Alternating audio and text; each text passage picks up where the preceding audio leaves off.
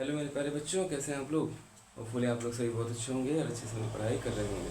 तो आज के इस वीडियो सेशन में हम लोग सीखने वाले हैं स्फेरिकल मिरर के बारे में। स्फेरिकल मिरर क्या होता है, स्फेरिकल मिरर की क्या क्या टर्म्स होती हैं, टर्मिनोलॉजी होती है, और आगे हम लोग सीखेंगे स्फेरिकल मिरर में रे डायग्राम कैसे फॉर्म होता है।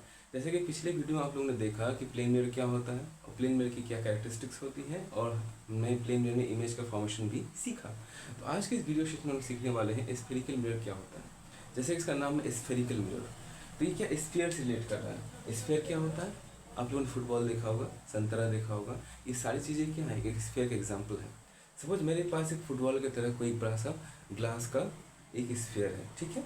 मैंने इमेजिन किया मेरे पास एक फुटबॉल की तरह ग्लास का स्फीयर है, ठीक है।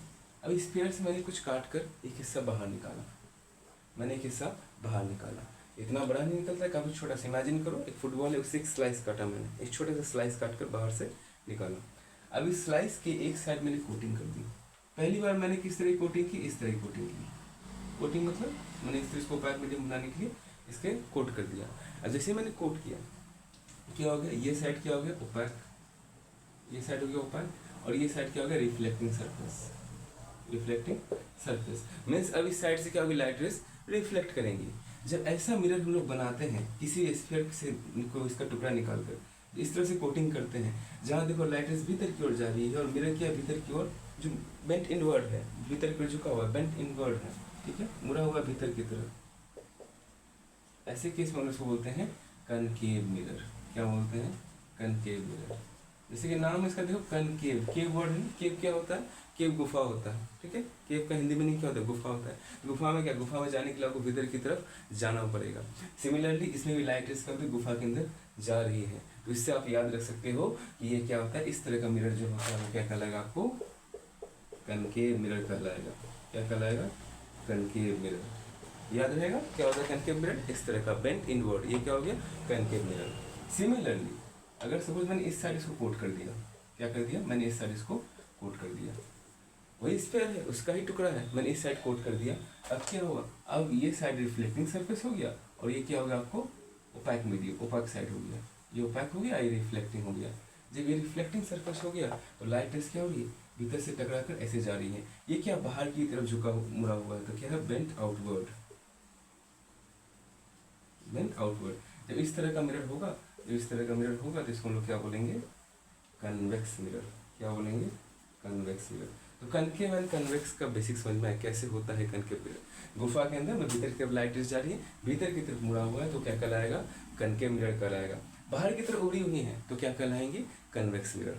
तो कनकेव एंड कन्वेक्स का बेसिक ये था। अब जानते हैं टर्मिनोलॉजीज क्या क्या होती है, चलिए।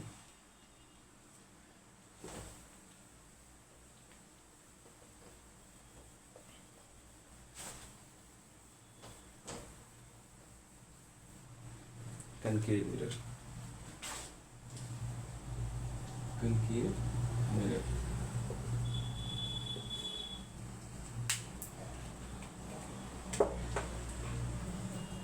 जिसके मैंने बताया कनकेव मिरर क्या है, एक स्फीयर का पार्ट है, एक स्फीयर का पार्ट है।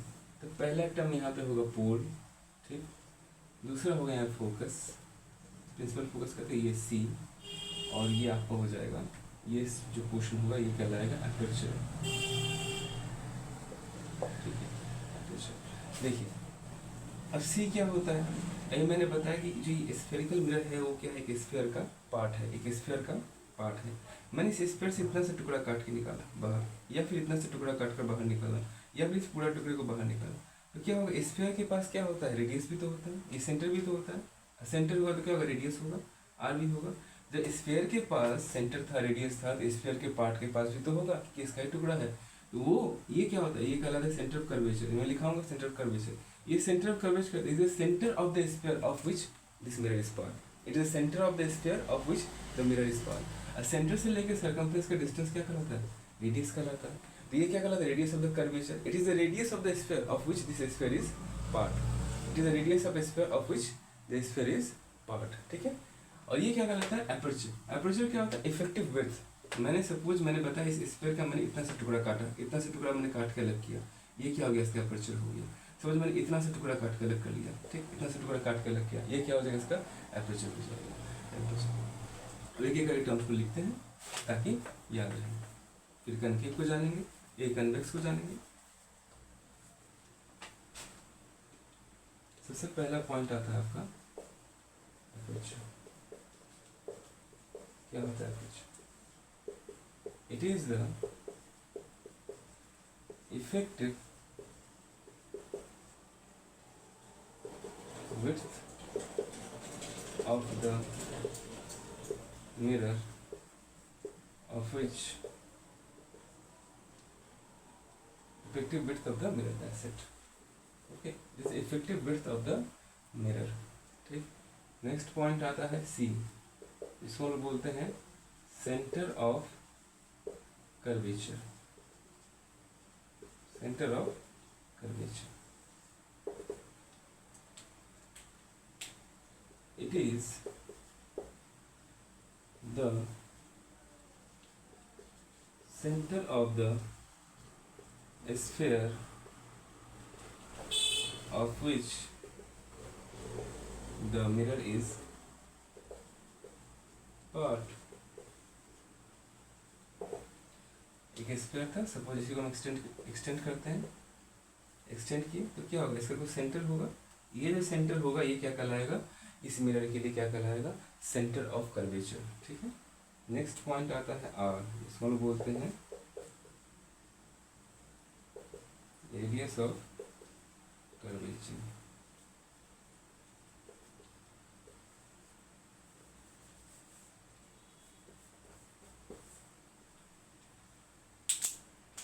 It is the radius of the mirror, radius of the sphere, so it is the radius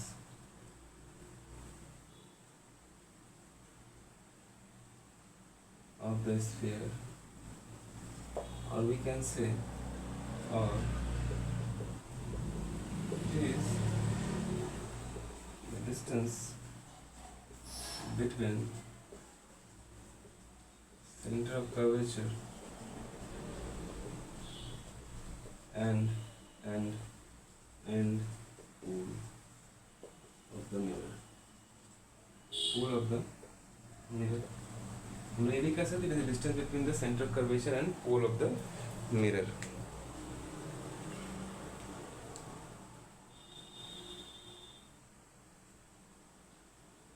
ठीक, अगला पॉइंट है पोल। अगला पॉइंट हम लिखते हैं pole. Number 4 point is pole. It is the centre of the reflecting surface. Reflecting surface क्या है, इस मिरर की रिफ्लेक्टिंग सरफेस क्या है, ये यहाँ से लेके यहाँ तक क्या है, रिफ्लेक्टिंग सरफेस है। इस रिफ्लेक्टिंग सरफेस का जो सेंटर होगा, जो मिड पॉइंट कह सकते हैं तरह से, या सेंटर, वो क्या कहलाएगा आपको, वो कहलाएगा आपको पोल। तो पोल क्या होगा, मिड पॉइंट, ये centre of the reflecting surface. पहला होता है aperture. Aperture is the effective width of the mirror. Mirror का जो इफेक्टिव विड्थ होगा वो एपर्चर होगा। The centre of curvature, it is the centre of which the of the sphere of which the mirror is taken. जिस sphere से हम लोगों ने काट कर मिरर को बाहर निकाला, उसका जो सेंटर होगा सेंटर ऑफ कर्वेचर होगा। फोकस की बात करें, फोकस की बात बाद में करेंगे। Radius of curvature, it is the distance between the centre of curvature and the pole, इस तरह से कर सकते हैं। या फिर it is the radius of the sphere of which the mirror is taken. तो जिस मिरर को जिस स्फीयर से हम लोग निकाला बाहर, उसका जो रेडियस होगा वो क्या कहलाएगा, रेडियस ऑफ कर्वेचर करेगा। These are the important point. The next point लिखूंगा, kindly note it down.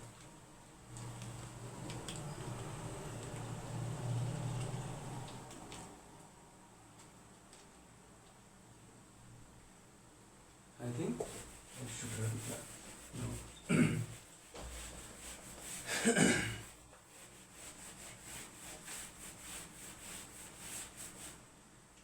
This is the principal axis. This is the principal axis. Principal axis. It is an imaginary line actually. So I think it is the number 5th term. Principal axis. It is the imaginary. It is the imaginary line that joins the center of curvature and pole of the mirror. ये क्या है? Imaginary line है, centre of curvature and pole को मिलाता है, that is called the principal axis. And the most important point is the principal focus.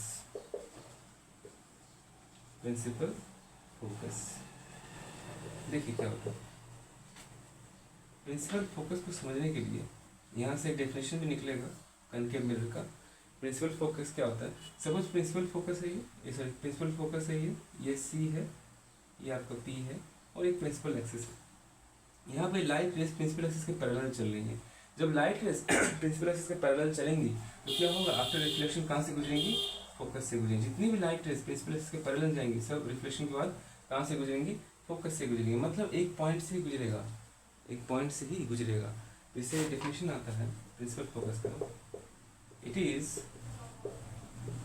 The point where all light rays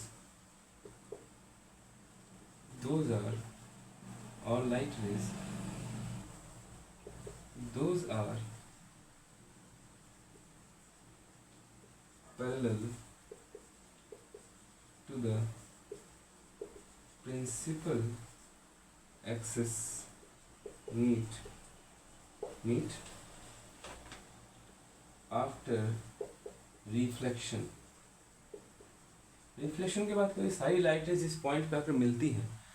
जितनी light rays principal axis के parallel है, ये सारी light rays principal axis के parallel होंगी तो after reflection कहाँ से गुजरेंगी? फोकस से गुजरेंगी. जिस पॉइंट से गुजरेंगी वो पॉइंट क्या कहलाएगा? प्रिंसिपल फोकस कहलाएगा. यहाँ से हम एक इम्पॉर्टेंट रिजल्ट कंक्लूड कर सकते हैं कनकेव मिरर के केस में. देखिए क्या हो रहा है कि सभी लाइट रेज आकर इसी पॉइंट पे मिल रही है, मतलब एक ही पॉइंट पे फोकस कर रही है. हम लोग को पता था जब हम लोग रेज पढ़ रहे थे कि जो लाइट रेज एक ही जगह पर आकर मिले, एक ही जगह पर आकर डिफरेंट डायरेक्शन से आकर मिले, वो उन तरह की रेज को हम लोग क्या कहते हैं? कन्वर्जेंट रेज कहते हैं. जो लाइट रेज डिफरेंट डायरेक्शन से आए और एक ही जगह पर फोकस कर जाए, एक ही जगह मिल जाए, यहाँ से वर्ड फोकस भी आए, एक ही जगह में मिल जाए, इस तरह के लाइट रेज को हम लोग क्या कहते हैं? कन्वर्जेंट रे. जब किसी मिरर में ऐसा हो रहा है कि लाइट रेज पैरेलल चल रही है, after reflection they meet at fixed point, such type of condition is called, that's why the concave mirror is called, it is, better I can say, right, concave mirror is a convergent mirror. concave mirror क्या होता है? एक convergent mirror होता है. यहाँ से हमने क्या रिजल्ट कंक्लूड किया कि सभी लाइट रेज रिफ्लेक्शन के बाद मिरर के एक पर्टिकुलर पॉइंट जिसका नाम होता है प्रिंसिपल फोकस, उस पर आती हैं. इसमें भी केसेस हैं कि हम लोग जब लाइट रेज प्रिंसिपल एक्सिस के पैरेलल चलेंगी, पैरेलल चलने के बाद आफ्टर रिफ्लेक्शन एक ही पॉइंट पर आकर मिलेंगी तो पॉइंट क्या कहलाएगा? फोकस कहलाएगा. क्योंकि सभी लाइट रेज एक ही पॉइंट पर आकर मिल रही है तो किस रे का नेचर होता है? कन्वर्जेंट रे का नेचर होता है. जब ऐसा फिनोमेना किसी मिरर में घट रहा है, इसका मतलब that mirror is a convergent mirror. तो from there you can conclude that concave mirror is a convergent mirror. ठीक है.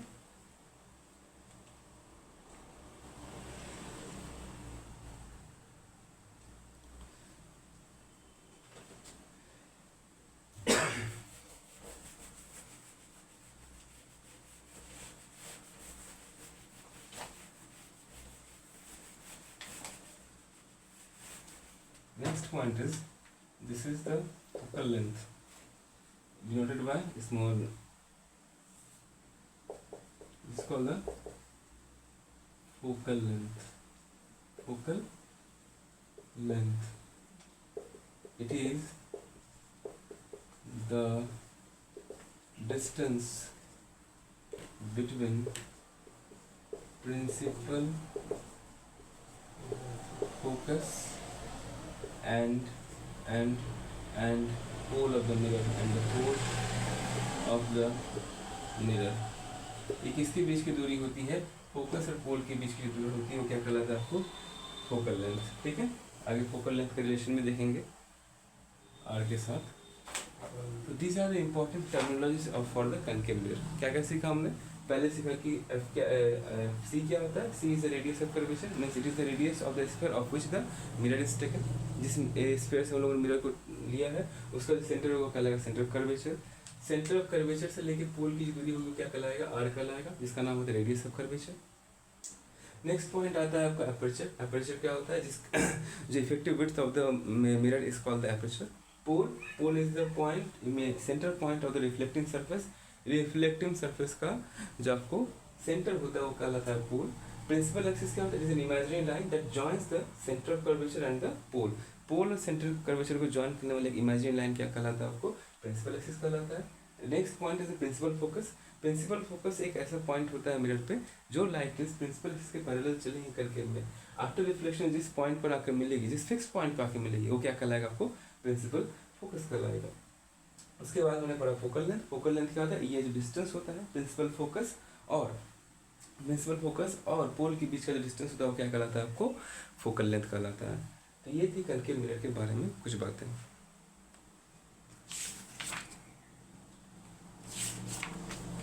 अब थोड़ा जानते हैं कन्वेक्स मिरर को।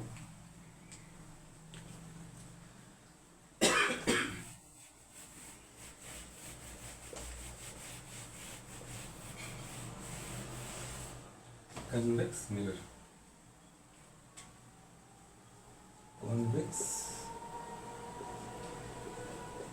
मिरर डायग्राम कुछ इस तरह से होगा।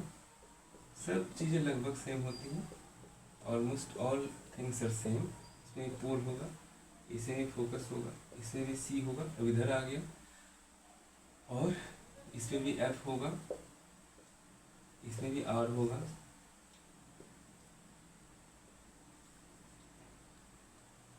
ठीक। सिर्फ थोड़ा सा डेफिनेशन जो ऑलमोस्ट सारी डेफिनेशंस क्या होती हैं कन्वेक्स की सेम होती है। जैसे कि प्रिंसिपल एक्सिस का डेफिनेशन सेम होगा, पोल का डेफिनेशन सेम होगा, it is the centre point of the reflecting surface.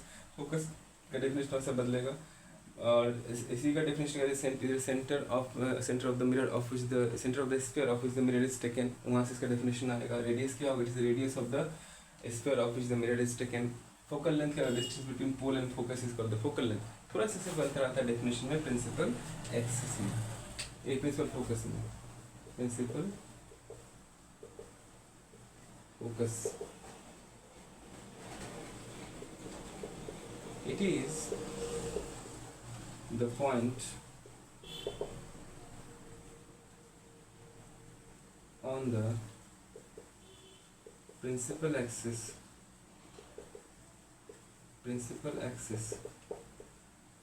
at which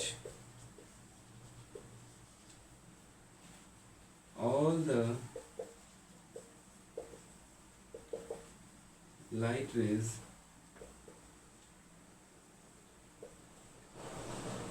those are parallel to the principal axis appear to meet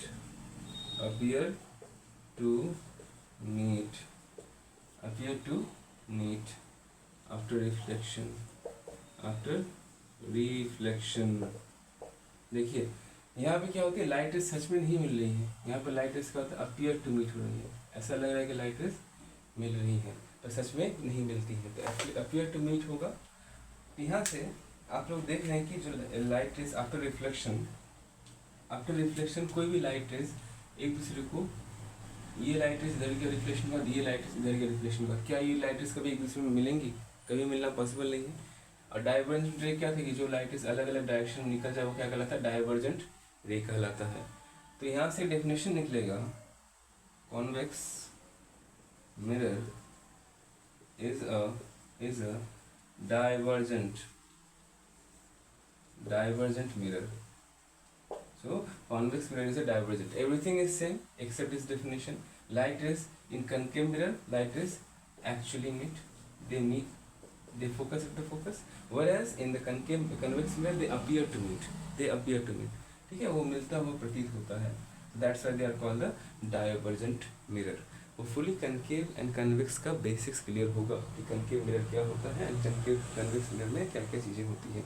ठीक है, अब लोग आगे बढ़ेंगे और हम लोग सीखेंगे रे डायग्राम, रूल्स ऑफ रे डायग्राम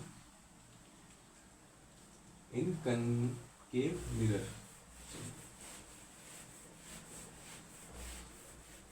बेसिकली 4 रूल्स होती हैं, मैं रूल्स लिखा रहा हूँ।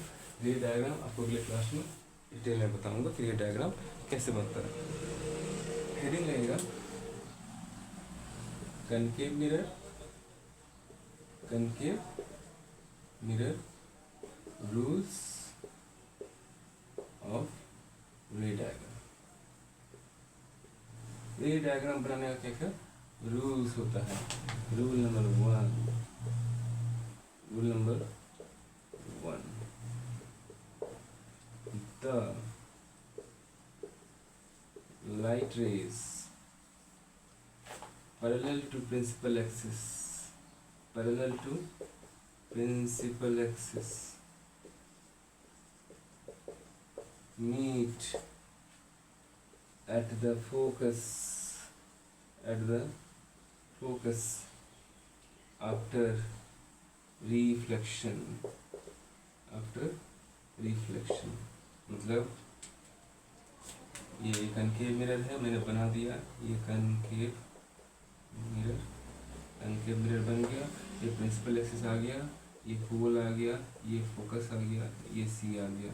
अब जो लाइट इस प्रिंसिपल एक्सिस के पैरेलल है, जा रही है, इस पर से पैरेलल जाएगा, रिफ्लेक्शन होगा, रिफ्लेक्शन होने के बाद कहाँ से गुजरेंगी, फोकस से गुजरेंगी।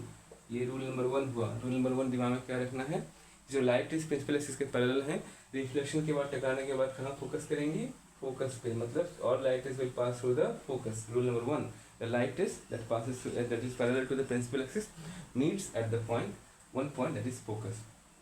Rule number 2, rule number 2, I think I need to rub this one. Rule number 1 दिमाग में बैठा, जो लाइट इस प्रिंसिपल एक्सिस के पैरेलल है, टकराने के बाद कहाँ से गुजरेंगी, फोकस से गुजरेंगी। Rule number 2, number 2, the light ray that passes through the focus becomes parallel to the principal axis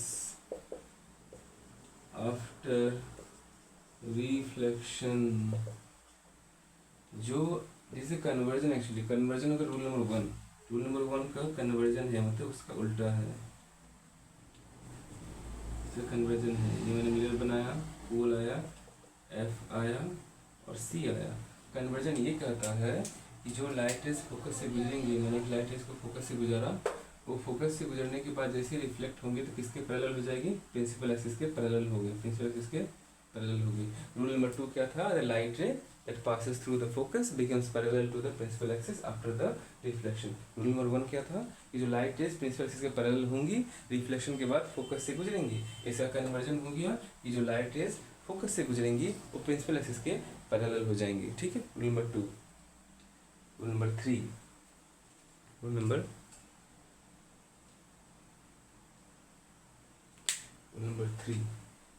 3, hopefully rule 1 and rule 2 आप लोगों को याद हो जाएगा, याद करना पड़ेगा, वैसे इसकी जरूरत नहीं है। जब प्रैक्टिस करेंगे हम लोग रे डायग्राम से बनाएंगे, उस दौरान याद हो जाती हैं चीज़ें, इसको अलग से कट करके याद नहीं करना पड़ेगा। Rule number 3, the light ray that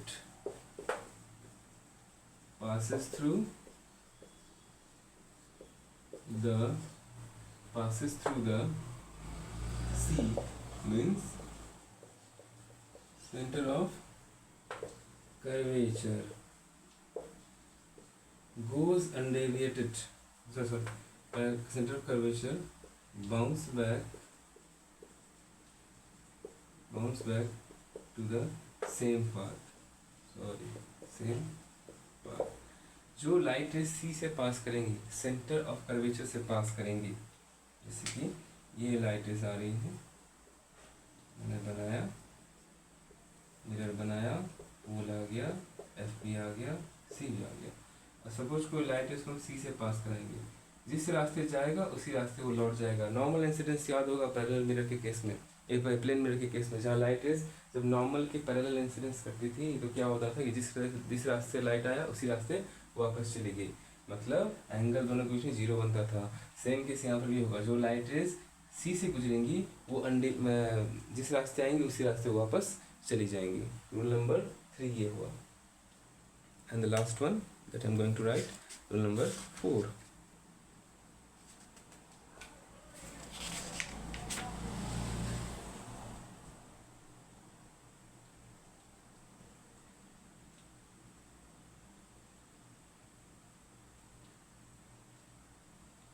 ठीक है, रूल नंबर 4, मैं रूल नंबर 4 लिखता हूँ। Then we will conclude today's session. In next session we will know some more about the Ray diagram of the concave mirror. Rule number 4, RULE rule number 4 क्या है? The light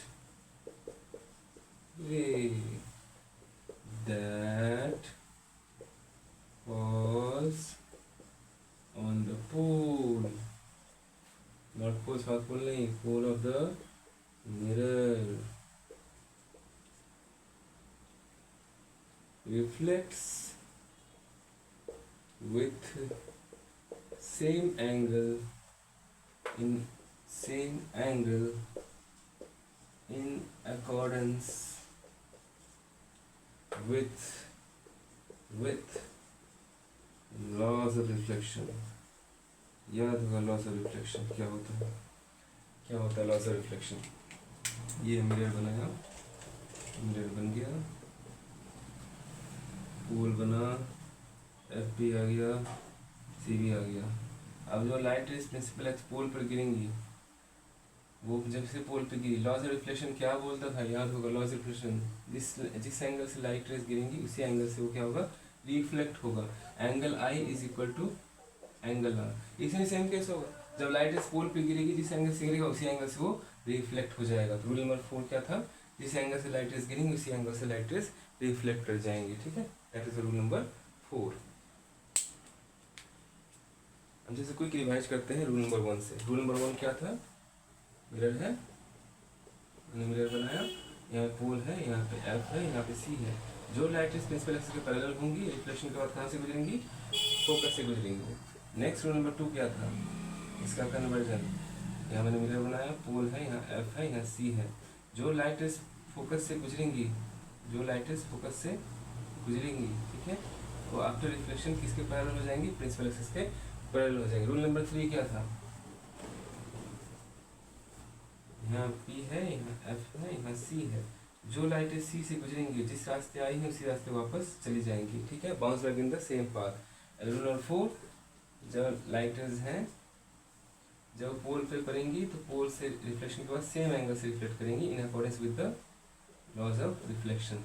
जिस angle पे वो fall करेंगे उसी angle से वो reflect कर जाएंगी। ये चारों रूल आपके दिमाग में होना चाहिए, क्योंकि हम लोग जब नेक्स्ट क्लास में रे डायग्राम बनाएंगे, इनमें से किसी 2 रूल्स को लोग कंबाइन करके हम लोग रे डायग्राम बनाना स्टार्ट करेंगे। तो आज के सेशन में हम लोगों को जाना basics of spherical mirror. Spherical mirror कैसे बनता है, स्फेरिकल मिरर किसी स्फीयर का पार्ट होता है, किसी बड़े से स्फीयर से हम काट कर छोटा सा टुकड़ा मिरर का निकालते हैं, क्या कहलाता है, स्फेरिकल मिरर कहलाता है। स्फेरिकल मिरर के जब हम लोग इस तरह से कोट कर देते हैं तो क्या कहलाता है, कनकेव कहलाता है, लाइट रेस भीतर की तरफ जा रही है। जब इस तरफ से कोट कर देते हैं तो क्या कहलाता है, कनकेव की लाइट रेस बाहर की तरफ जा रही है। कनकेव एंड कन्वेक्स की टर्मिनोलॉजी को पढ़ा, पोल को पढ़ा, पोल क्या था, it is the centre of the reflecting surface. Focus को पढ़ा, फोकस क्या होता है, वो पॉइंट जहाँ पर लाइट रेज रिफ्लेक्शन के बाद या फोकस करती है या फिर फोकस होती हुई दिखती है। कन्वेक्स के केस में हम लोगों ने सेंटर ऑफ कर्वेचर के बारे में पढ़ा, it is the centre of which the ये जो सेंटर है वो किसका सेंटर, स्फीयर का, जिस स्फीयर से हम लोगों ने मिरर को लिया है। उसके बाद रेडियस ऑफ कर्वेचर को पढ़ा, it is the radius of the sphere of which the mirror is taken, या फिर it is the distance between the C and P, centre of curvature and pole के बीच की जो दूरी होती है वो क्या कहलाता है, आपको रेडियस ऑफ कर्वेचर कहलाता है। उसके बाद फोकल लेंथ को पढ़ा, फोकल लेंथ क्या था, एफ और पी के बीच की जो दूरी होती है वो क्या कहलाता है, फोकल लेंथ कहलाता है। उसके अलावा 4 रूल्स को पढ़ा। पहला रूल, प्रिंसिपल एक्सिस के पैरेलल टकराएगा, फोकस से गुजरेगा। दूसरा रूल, फोकस से गुजरा प्रिंसिपल के पैरेलल हो गया। तीसरा रूल, सी से गुजरा जिस रास्ता है उसी रास्ते निकल गया। रूल नंबर 4, पोल से टकराया जिस एंगल से इंसिडेंट होगा उसी एंगल से वो रिफ्लेक्ट होगा in accordance with the law of reflection. So आज की क्लास में लोग इतना ही सीखेंगे। अगले क्लास में लोग जानेंगे कि कैसे हम लोग रे डायग्राम बनाते हैं स्फेरिकल मिरर में। तब तक के लिए कीप लर्निंग।